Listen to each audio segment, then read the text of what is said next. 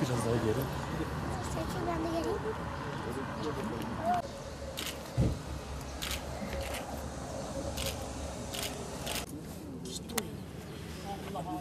Hadi gel bir tarafa.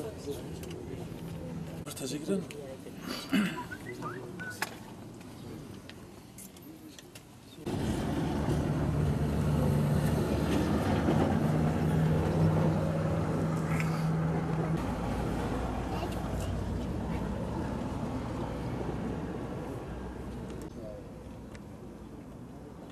Marco, orada de. Yan.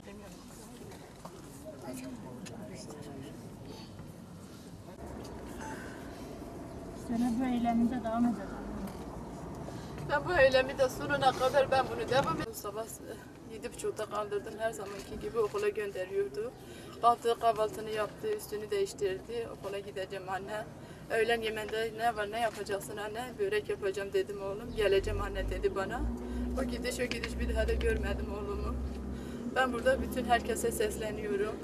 Sayın Cumhurbaşkanı, Başbakanına, Başbakanın eşine Emine Erdoğan'a sesleniyorum. Onun da çocuğu var. O da evladı var. Ben burada herkese sesleniyorum. Selahattin Demirtaş'a sesleniyorum. Bütün halklara, herkese, milletvekillere, herkese ben sesleniyorum. Ben oğlumu istiyorum. Ben oğlumu istiyorum. Ama 35 gün oldu işte. Onu bulmak için daha hiçbir da- yere gittiniz mi aramak için? Evet.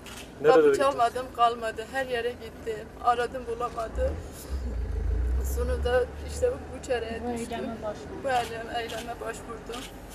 Oğlum gelmeyene kadar ben bu eylemi de sürdüreceğim. Ben oğlumu istiyorum. Oğlumu Başka kandırdılar, analar ağlamasın. götürdüler. Başka analar da ağlamasın. Ben bu çözümü istiyorum. Oğlumu istiyorum. Analar ağlamasın. İstiyorum. Ben Vedat'ımı istiyorum. Daha 15 Vedat'ımı geri yaşında. getirsinler bana. Benim oğlum 16 yaşındadır. Benim oğlum hastadır. Benim oğlumun bir uşutu var. Oğlum okula gittiğinde de hocalar diyordu ben ders anlatamıyorum. O kadar ki benim oğlum öksürüyor, ders anlatamıyordu çocuklara. Bu çocuğun iradesi olur mu da? Benim çocuğumu kandırdılar. Benim çocuğumu zorla gönderdiler da.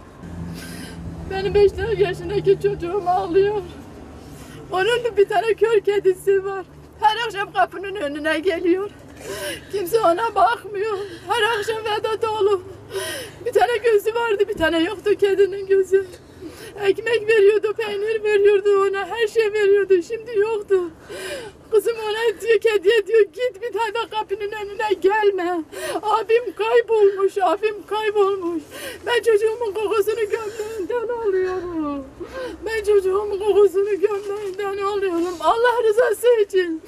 Bütün milletvekilleri herkese sesleniyorum. Elini vicdanına koysunlar. Gören, duyan çocuğumu bana geri göndersinler. Allah rızası için. Ben bir babayım. Benim çocuğum 35 gündür kayıptır.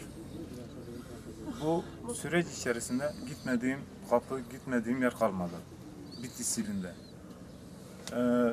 Ve sonuçta çocuğum PKK'nın elinde olduğunu kesinleşti.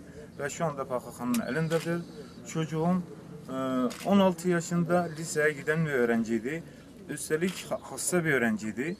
Bu süreç içerisinde her tarafı dolaştık. Her tarafı çalmadığımız kapı, il başkanlarına, belediye başkanına, il encümenlerine, yetkili, her tarafa, her yeri, köyleri, o her tarafı aradık, hiçbir netice alamadık. Bundan sonra bu eyleme başvurduk. Ben Sayın Cumhurbaşkanımıza sesleniyorum, Sayın Başbakanımıza sesleniyorum, Sayın Abdullah Öcalan'a sesleniyorum ve Sayın Selahattin Demirtaş'a sesleniyorum ve örgüt liderlerine sesleniyorum. Ben çocuğumu istiyorum. Çocuğum gelmeden bize yaşam haramdır. Her tarafı gittik. Sıhhiye ormanlarına da gittik, köylere gittik, ilçelere gittik. Hiçbir yerde görmedik ve çocuğumuzdan endişe ediyoruz ve kesinlikle çocuğumuzu istiyoruz.